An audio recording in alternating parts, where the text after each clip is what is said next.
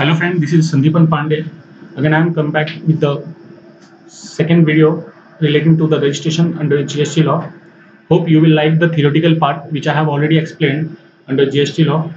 And now I will be going to be covered on the practical aspects which I have promised earlier in a earlier video.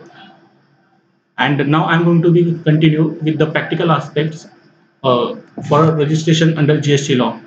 So guys, hope you have already liked my video, and if you want to see a practical part before watching a practical, you have to see my earlier video because it's completely theoretical knowledge, and practical is basically based on the theoretical knowledge and it is the implication of the theoretical knowledge. So guys, I think you will understand the things which I want to be explain you, and just watch the earlier video before watching this video. And now I'm going to be start with the practical aspects which I'm going to be covered here.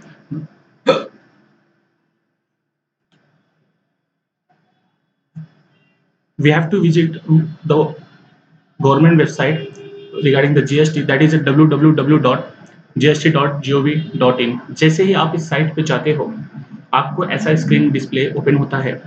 ये this is the initial screen, initial display of the GST departments. Now आपको करना क्या है यहाँ पर, या तो आप इस सर्विस में चाहिए, यहाँ से आप रजिस्ट्रेशन का ऑप्शन सिलेक्ट कर सकते हो और न्यू रजिस्ट्रेशन पे क्लिक करके, और इधर आप डाउन एरो करके नीचे जाइए और यहाँ पर आप टैक्स पेयर नॉर्मल देख रहे हैं, यहाँ पर आप रजिस्टर्ड नाउ पे क्लिक कीजिए.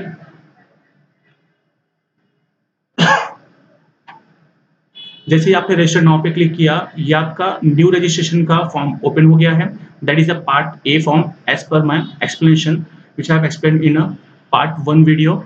सो प्लीज गाइस, इसलिए मैं बोल रहा हूँ कि आप पार्ट 1 देख के फिर इस वीडियो पे आइए, बिकॉज वहां पर मैंने सारा प्रोसेस आपको अंडरस्टैंडिंग कराया है start to end. So please please please आप वो वीडियो जरूर देखिएगा. चलिए मैं आगे कंटिन्यू कर रहा हूँ. यहाँ पर मैंने जैसे वहां बताया था कि आई एम यहाँ से हमें ड्रैग डाउन करके यहाँ से I am tax payer select करना है और मेरा स्टेट यहाँ से मैं डिफाइन कर दूंगा. यहाँ पर मैं मेरा डिस्ट्रिक्ट सिलेक्ट करूंगा.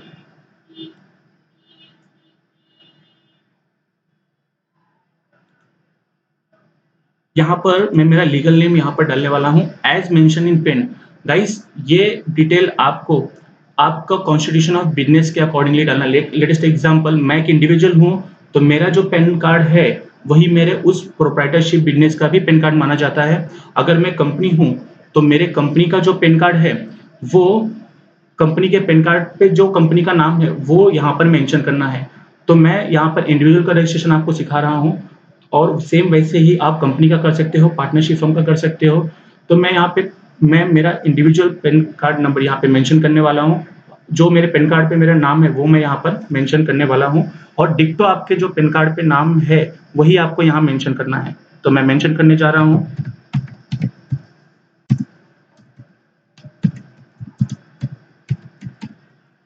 और उसके बाद में आपको परमानेंट अकाउंट नंबर यहाँ पर डालना है.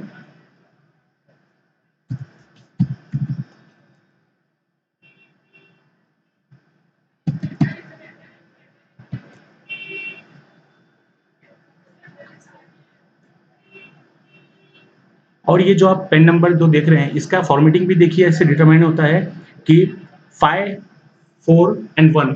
What is the meaning of that? Total यहाँ पे 10 कैरेक्टर का आपका पेन नंबर होता है. पहला जो 5 होता है वो आपका अल्फा होता है, फिर न्यूमेरिक होता है 4, और लास्ट में एक जो होता है वो भी आपका न्यूमेरिक होता है, और वो आपका अल्फा होता है. तो यहाँ पर जो सीरीज होती है 5, 4, 1, इस तरीके से हम इसे रिमेंबर रखते हैं. 5 आपका अल्फा, न्यूमेरिक नंबर्स आपके 4 एंड लास्ट में फिर से एक अल्फा. ओके, चलिए इसी के साथ में फिर हम अपना यहाँ पर कम्युनिकेशन ईमेल एड्रेस उन्हें प्रोवाइड करेंगे.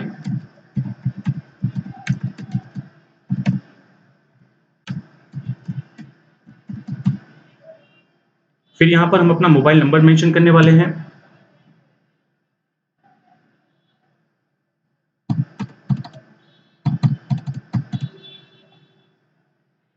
यहाँ पर दोस्तों जो कैप्चर है एट द एंड में आपको ये कैप्चर कॉपी करना होगा. वो एक बार जैसे ही आपने ये सारा रिक्वायर्ड डेटा आपने फिल कर दिया है, आपने ये न्यू रजिस्ट्रेशन के टैब में, फिर आप क्या करोगे, लास्ट में यहाँ पे जाके प्रोसेस करोगे और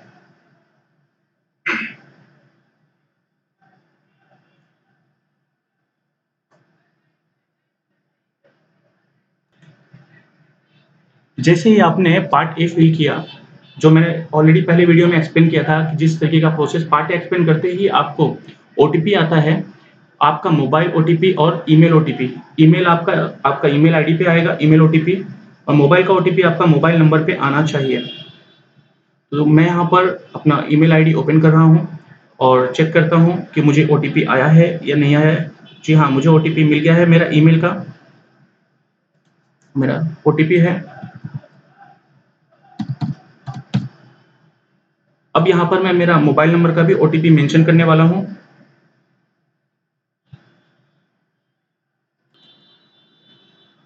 चलिए, जैसे आपने यहाँ पे अपना वेरीफाइड ओटीपी कर लिया है, मोबाइल ओटीपी और आपने ईमेल ओटीपी यहाँ पर इंसर्ट कर दिया है, और ये करने के बाद में आपको करना क्या है, जस्ट प्रोसेस पे क्लिक करना है। थोड़ा नेट यहाँ पे स्लो लग रहा है, टाइम ले रहा है। हाँ, जैसे देखा आपने, सेम वही प्रोसेस हुआ। एक बार आपने पार्ट ए कंप्लीट किया और अपना नंबर वेरीफाई कर दिया विद ईमेल आईडी, तो देखिए यहाँ पे आपका टीआरएन नंबर जनरेट हो गया। Now what is the full form of TRN? That is a temporary reference number. सुनिए, ये जो टेम्पररी रेफरेंस नंबर जो आपका जनरेट हुआ है ना, ये अप्रॉक्सीमेट आपका 15 डिजिट डेज के लिए आपका वैलिड होता है। मतलब आज आपने जो ये अपना टीआरएन नंबर जनरेट किया है, अब आपको 15 डेज के अंदर आपका पार्ट बी का प्रोसेस कंप्लीट करना पड़ेगा। अदरवाइज क्या होगा, ये आपका टीआरएन नंबर लैप्स हो जाएगा, और फिर से आपको अगर रजिस्ट्रेशन में करना है तो फिर से आपको टीआरएन नंबर जनरेट करना होगा। तो अब मैं क्या करूंगा, अब मैं बेस्ड ऑन द टीआरएन मैं क्या करूंगा, आगे अपना पार्ट बी भरने जाऊंगा। तो मैं यहाँ पर पहले तो मेरा टीआरएन नंबर यहाँ से मैं कॉपी कर ले रहा हूँ, और फिर यहाँ पर प्रोसेस पे क्लिक करूंगा।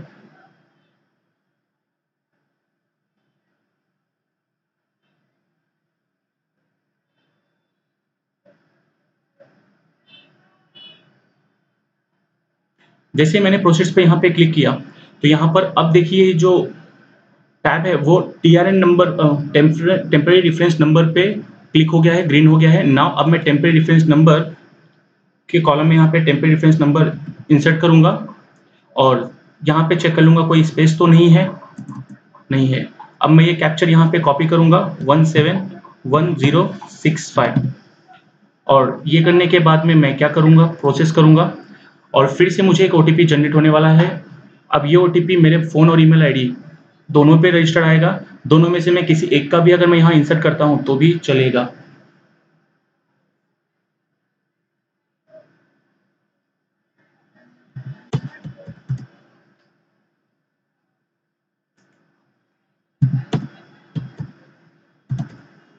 सेवन 02363। चलिए दोस्तों, और एक बात ध्यान रखिए कि ये जो आपका ओटीपी है ना, ये दोनों पे कोई अलग नहीं ओटीपी आने वाला है, मोबाइल पे भी सेम रहेगा, ईमेल आईडी पे भी सेम रहने वाला है। तो चलिए मैं यहाँ पर प्रोसेस करूंगा। जैसे ही मैंने प्रोसेस पे क्लिक किया, देखिए मेरा एक्शन का पेज ओपन हो गया है। मैंने वहाँ पर आपको समझाया था कि यहाँ पर आपको एक्शन के टैब पे जब आप क्लिक करोगे तो आपका पार्ट बी का रजिस्ट्रेशन फॉर्म ओपन होने वाला है। तो अब मैं पार्ट एक्शन पे जाकर यहाँ पर क्लिक करने जा रहा हूँ, जहाँ पर आपको एडिट ऑप्शन दिख रहा है, जैसे आप कर्सर वहाँ पर रख रहे हो। मैंने क्लिक किया यहाँ पर, और मेरा ये 10 टैब का पार्ट बी फॉर्म ओपन हो गया है। अब मुझे क्या करना है, इस पार्ट बी फॉर्म को भरकर मेरा वेरिफिकेशन प्रोसेस मैंने कर दिया, तो मेरा क्या हो जाएगा, जीएसटी में रजिस्ट्रेशन हो जाएगा। चलिए मैं स्टार्ट करता हूँ पार्ट बी का फॉर्म भरना। यहाँ पर देखिए सबसे पहला जो आपको बोला गया है, डिटेल ऑफ योर बिजनेस। तो मैं यहाँ पर मेरे बिजनेस का डिटेल दे रहा हूँ, संदीपन राजेश पांडे, और मेरा पैन कार्ड नंबर है। यहाँ पर ट्रेड नेम में मैं डाल देता हूँ मेरे बिजनेस का नाम, लाइक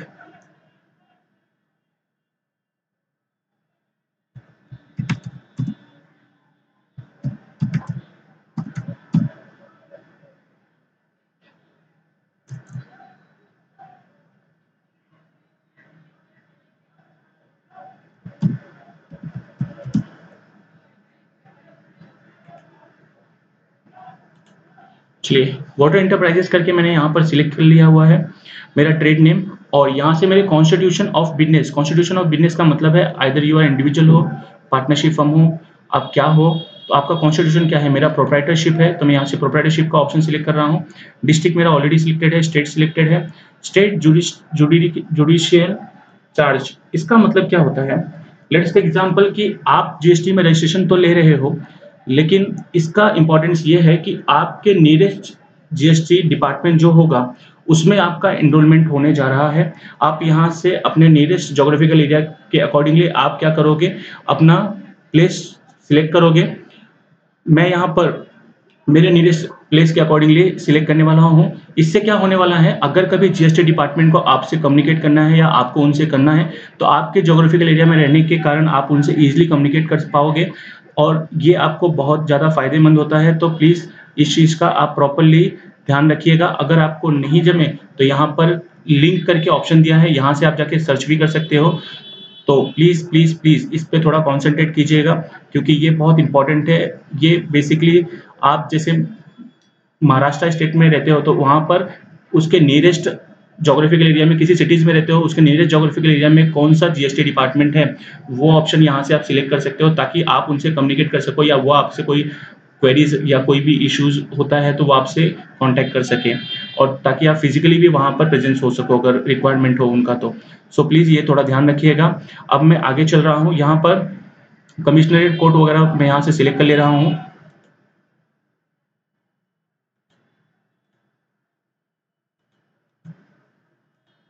डिवीजन है, रेंज ऑफिस मैंने 1 सिलेक्ट कर लिया। अब यहाँ पर बोल रहा है opt for the composition, yes है। Now what is the meaning of that, अगर आप कंपोजिशन स्कीम में अपने आप को रजिस्टर करवाना चाहते हो। कंपोजिशन स्कीम है क्या, basically it is the benefit available to the small dealer whose aggregate previous years turnover is below 2 crore rupees. Now it is the 2 crore rupees, and अगर आपका प्रीवियस ईयर का एग्रीगेट टर्नओवर 2 करोड़ के नीचे है तो ये बेनिफिट आप ऑप्ट कर सकते हो। बेसिकली इसमें होता क्या है, यहाँ पर आपको कंप्लायंसेस काफ़ी लेस हो जाते हैं, बुक्स ऑफ अकाउंट आपको काफ़ी लेस मेंटेन करने होते हैं। तो मैं यहाँ पर कंपोजिशन स्कीम में रजिस्टर नहीं कर रहा हूँ अपने आप को, मैं एक नॉर्मल रजिस्ट्रेशन प्रोसेस आपको समझा रहा हूँ। अगर आप अपने आप को कंपोजिशन स्कीम में रजिस्टर करना चाहते हो तो सिंपल यहाँ पर आप क्लिक कीजिए यस, और आपका कंपोजिशन स्कीम में रजिस्टर हो जाएगा। बट मैं नॉर्मल में रजिस्ट्रेशन करने जा रहा हूँ। ओके, तो यहाँ पर reasons to obtain a registration, देखिए यहाँ पे वेरियस रीजंस है रजिस्ट्रेशन के। मैं यहाँ से रीजंस सिलेक्ट कर रहा हूँ कि I M crossing my threshold limit. What is the threshold limit, आपको याद होगा अगर आपने मेरा वीडियो 1 देखा है, पार्ट 1 देखा है।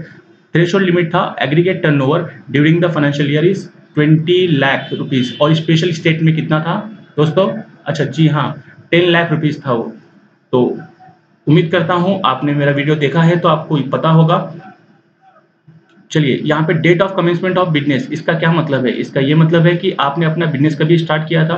तो हो सकता है कोई अपना बिजनेस 2 साल 3 साल 4 साल पहले भी स्टार्ट करके रखा हो, या आज ही उसका नया नया बिजनेस स्टार्ट हो रहा है। तो मैं यहाँ पे जब भी आपका जो बिजनेस जब भी स्टार्ट डेट है आप वो सिलेक्ट कर लीजिए। मैं यहाँ पे जून में 1 तारीख को मैं सिलेक्ट कर रहा हूँ कि मैंने मेरा बिजनेस स्टार्ट किया था, और आज के दिन मेरा क्या हुआ 20 लाख का लिमिट क्रॉस हो गया है, तो मैं अपने आप को रजिस्टर करवाने जा रहा हूँ।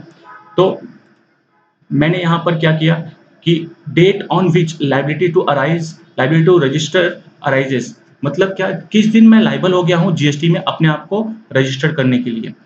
कब मैं लाइबल होगा, जिस दिन मेरा threshold limit aggregate turnover during the financial year at any moment of time if it is exceeds the 20 lakh rupees, तो मैं लाइबल हो जाता हूँ उसी मोमेंट पे।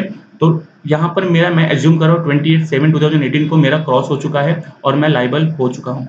जैसे ही आपने ये डेटा फिल किया आप इसे सेव करके आगे कंटिन्यू करेंगे, और देखिए जैसे मैंने सेव किया और कंटिन्यू किया मैं पार्ट बी पे आ गया हूँ, that is promoters slash partners. Generally promoters आपको कहाँ देखने मिलते हैं, तो ये कंपनीज में आपको देखने मिलते हैं, और पार्टनर्स कहाँ होते हैं, पार्टनरशिप फर्म में होते हैं। बट मैं एक इंडिविजुअल हूँ तो मैं मेरा जनरल डिटेल यहाँ पे पर्सनल डिटेल देने वाला हूँ। ठीक है, पर्सनल इन्फॉर्मेशन के टैब में मैं आ गया हूँ, यहाँ पर मेरा पर्सनल डिटेल देना पड़ेगा मुझे।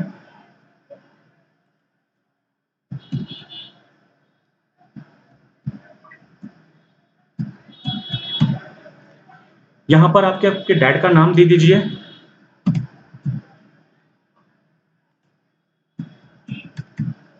एक बार ये डेटा इंसर्ट करने के बाद में आप अपना डेट ऑफ बर्थ दे दीजिए यहाँ से। डेट ऑफ बर्थ देने के बाद में आप यहाँ से अपना मोबाइल नंबर सिलेक्ट कर लीजिए, ईमेल एड्रेस डाल दीजिए अपना,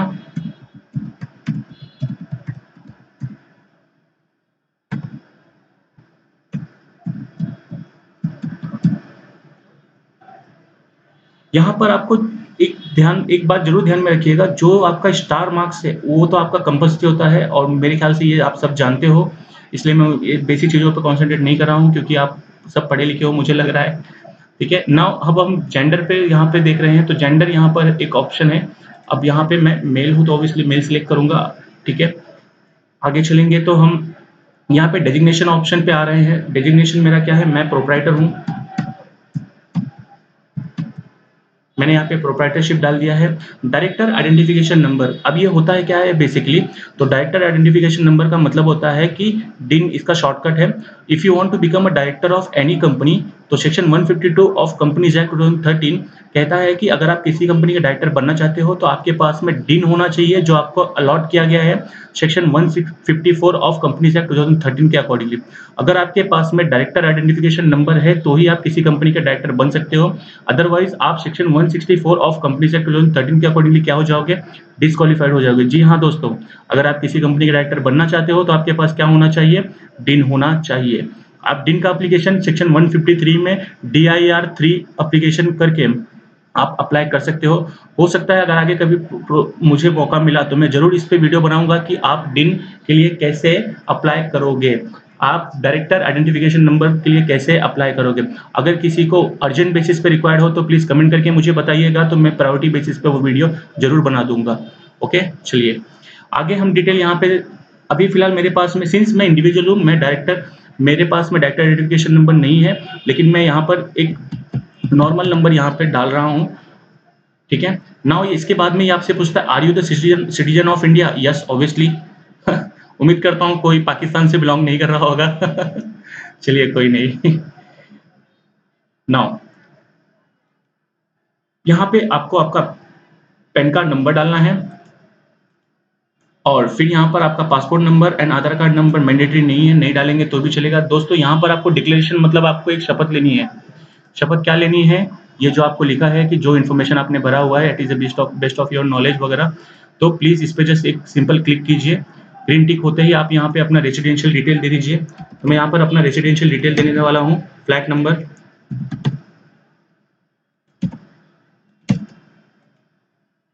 कंट्री मेरा इंडिया है और स्टेट महाराष्ट्र, डिस्ट्रिक्ट, यहाँ पे मैं पिन नंबर डालूंगा। और ये डालने के बाद में देखिए मुझे यहाँ पर बोल रहा है कि अपलोड द फोटोग्राफ। अब देखिए यहाँ पे अपलोड तो करना है मेरा फोटोग्राफ, लेकिन कौन से फॉर्मेट में होना चाहिए, फाइल है JPEG, जी हाँ दोस्तों JPEG में ही अलाउड है, और किसी में आप PDF वगैरह में करोगे तो नहीं अलाउड है। और मैक्सिमम साइज इस फाइल का कितना होना चाहिए, 100 KB। तो मैंने ऑलरेडी एक फोटो यहाँ पर क्रिएट करके रखा हुआ है और मैं यहाँ से उसे अपलोड कर रहा हूँ।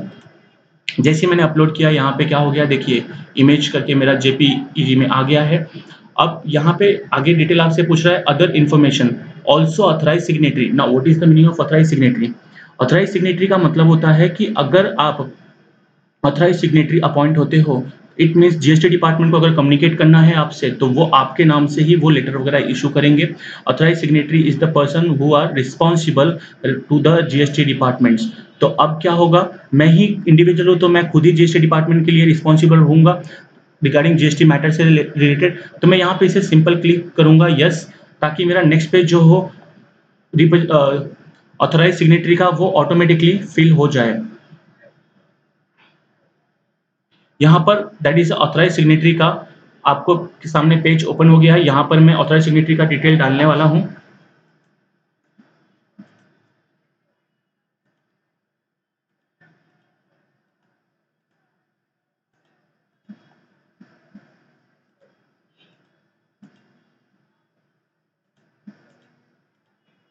ये सारा डिटेल वही है जो मैंने अर्लियर पेज पे भरा हुआ है, तो वही फटाफट मैं यहाँ से सिलेक्ट कर रहा हूँ।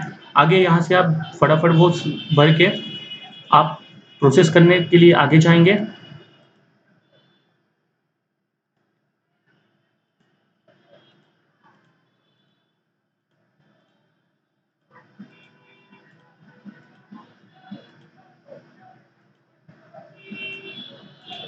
State, district, pin code.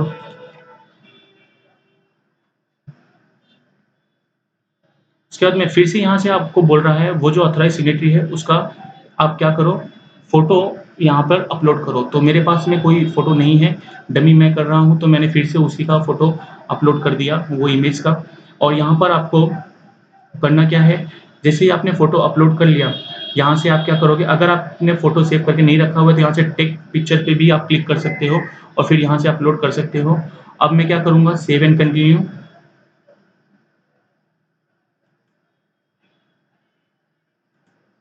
हाँ, साथ साथ में दोस्तों आपको यहाँ पर ये सिलेक्ट करना है कि आप जो ऑथराइज सिग्नेटरी अपॉइंट हो रहे हो, यहाँ पर आपको, अगर आप कंपनी हो तो आपको board of director resolution pass करके अपॉइंट करेगा, और अगर आप पार्टनरशिप फर्म हो तो आपको पार्टनर्स के अमाउंट्स में मीटिंग होगी, वो आपको अपॉइंट करेंगे। तो जो अपॉइंटमेंट होने के बाद में आपके पास में लेटर इश्यू होता है और लेटर को आप एक्सेप्ट करते हो। अगर आप कंपनी हो तो आप यहाँ पर बोर्ड मीटिंग की उस कॉपी ऑफ द रेजोल्यूशन आप यहाँ पे अपलोड करोगे कि ये पर्टिकुलर पर्सन को हमने क्या किया है, अपॉइंट किया है एज एन ऑथराइज सिग्नेटरी। तो मेरे पास में, सिंस मैं इंडिविजुअल हूँ तो मुझे डेटा नहीं पूछना चाहिए था उनसे, बट कोई बात नहीं, अगर उन्होंने पूछा है तो मैंने वही इमेज वहाँ पर रख दिया है। फिर से वो यहाँ पे इमेज मांग रहे हैं तो मैंने यहाँ पर फोटो मेरा फिर से अपलोड कर दिया। जैसे ही मेरा ये डेटा फिल होता है, मैं यहाँ पर सेव एंड कंटिन्यू की ओर जाता हूँ, और जैसे ही सेव एंड कंटिन्यू किया मैंने यहाँ पर मैं नेक्स्ट टैब की ओर जाता हूँ। यहाँ पर आपको फिर से ऑथराइज रिप्रेजेंटेटिव का डिटेल नहीं डालना है, तो मैंने आगे सेव एंड कंटिन्यू किया तो मैं प्रिंसिपल प्लेस ऑफ बिजनेस पे आ गया। नाउ व्हाट इज दैट, आपको यहाँ पर आपका रजिस्टर्ड प्लेस ऑफ बिजनेस का एड्रेस डालना है, जो भी रिक्वायर्ड डेटा है उससे रिलेटेड, आपके registered place of business related. तो मैं यहाँ पर वो डाल दे रहा हूँ।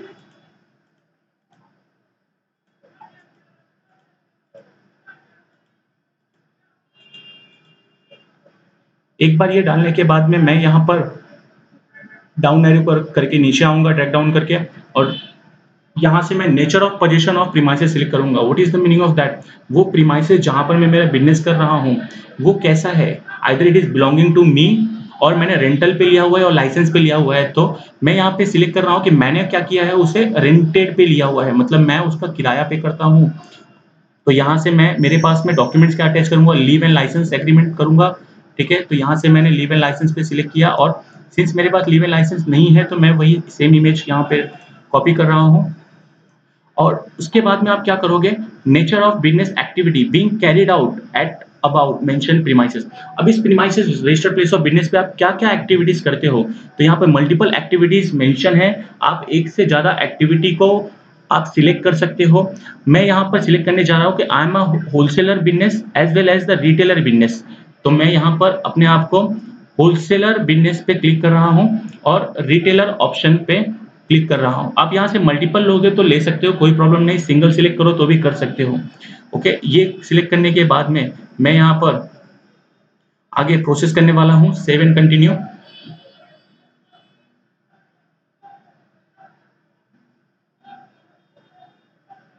जैसे ही मैंने सेव एंड कंटिन्यू किया, वो मुझसे पूछ रहा है कि आपका कोई एडिशनल प्लेस ऑफ बिजनेस है, तो मैंने कहा जी ना, और मैं कंटिन्यू कर रहा हूँ आगे की ओर। और जैसे मैं आगे की ओर गया, यहाँ पर वो मुझसे पूछ रहा है कि आप मुझे ऐसे 5 प्रोडक्ट आपके बताइए, टॉप 5 प्रोडक्ट जिसका आप एचएसएन कोड आपके पास में है। Now what is the meaning of HSN code, it is a harmonised system of nomenclature. Generally ये एक्साइज ड्यूटी में फॉलो होता था, that is a chapter code heading. एक प्रोडक्ट का एक आइटम से, तो उसका आपके पास में एचएसएन कोड होना चाहिए। सारे प्रोडक्ट्स जो है वो एचएसएन कोड वाइज बाइफरकेट किए गए हैं, तो आप उसका एचएसएन कोड यहाँ पे मेंशन करोगे। और एचएसएन कोड जनरली जो होता है 8 डिजिट का एचएसएन कोड है, और एचएसएन कोड जो आपका 8 डिजिट का है, ये भी कितना मेंशन करना है at the time of issuing a invoice, तो ये बेस्ड ऑन योर टर्नओवर।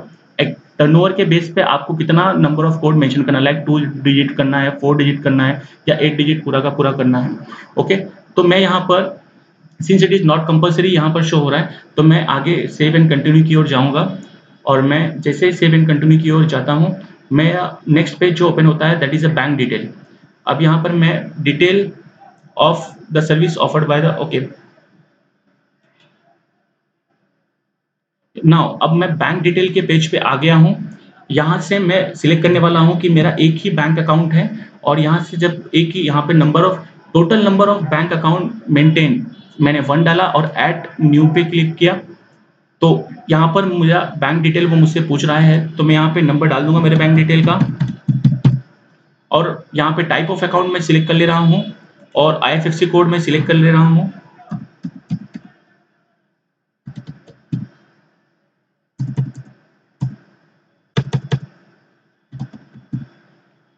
यहाँ पे आपको एड्रेस चाहिए तो गेट एड्रेस पे क्लिक कीजिए, आपका ICICI का जो भी डिटेल है वो आ जाएगा, कहाँ पर आपका प्लेस है, उस मतलब कहाँ कौन से ब्रांच में आपका अकाउंट है। नाउ सपोर्टिंग डॉक्यूमेंट्स, यहाँ पर आपको क्या करना है, आपका अकाउंट उस पर्टिकुलर ब्रांच में है और उस बैंक में है, इसके लिए आप क्या कीजिए, आपको यहाँ पर उन्हें एविडेंस देना होगा। तो एविडेंस में मैं क्या क्या दे सकता हूँ, तो on page of the bank statement, मैं बैंक स्टेटमेंट का पेज यहाँ पर सबमिट कर सकता हूँ। Opening page of the bank passbook, first page of the bank passbook भी मैं यहाँ पर सबमिट कर सकता हूँ। तो मैं यहाँ पर सेम मैं कॉपी करके पेस्ट कर रहा हूँ, because I don't have that of documents. तो मैं यहाँ पर सेम इमेज को ही मैंने यहाँ पे कर दिया, ठीक है। इसके बाद में जैसे ही मैंने यहाँ पर अपलोड किया इमेज, मैं आगे क्या कर रहा हूँ, सेव एंड कंटिन्यू कर रहा हूँ।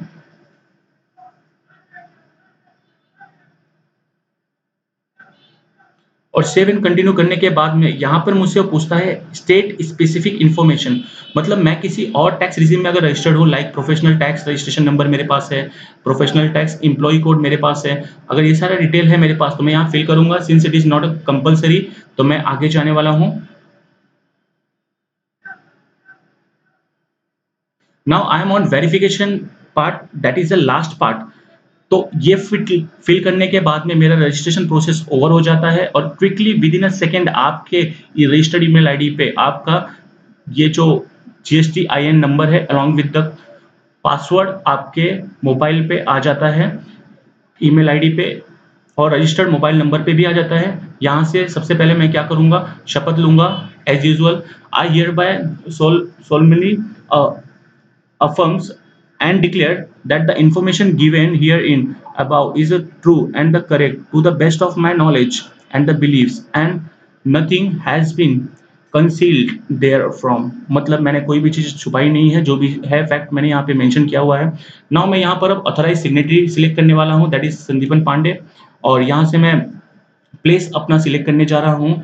तो प्लेस मैं अपना डाल दे रहा हूँ यहाँ पर, और जैसे ही आप ये करते हो, देखिए मैंने जैसे वीडियो में बताया था लास्ट में पार्ट ए में आपको, कि आप ये जो वेरिफिकेशन है ये दो तरीके से आप सबमिट कर सकते हो। आइदर आप submit with the DSC and submit with EVC। देखिए सबमिट विद DSC कब होगा, जब it is a compulsory in case of company. अगर आप एक कंपनी हो तो आपके लिए DSC होना ही चाहिए। What is the DSC? This is a digital signature certificate, it is an electronic signature जो आपको अलॉट किया जाता है आपके नाम पर। तो आप किसी भी पेपर्स को अगर इलेक्ट्रॉनिकली साइन करना चाहते हो तो आपके पास में DSC होना चाहिए, DSC आपके पास में होना चाहिए, डिजिटल सिग्नेचर सर्टिफिकेट। मैं यहाँ पर सबमिट विथ EVC करने वाला हूँ। अगर मैं सबमिट विथ EVC यहाँ पर कर रहा हूँ तो मेरे मोबाइल नंबर या रजिस्टर्ड ईमेल आईडी पे क्या होगा, एक OTP आने वाला है। मैं वो OTP जैसे यहाँ पर मेंशन करने वाला हूँ,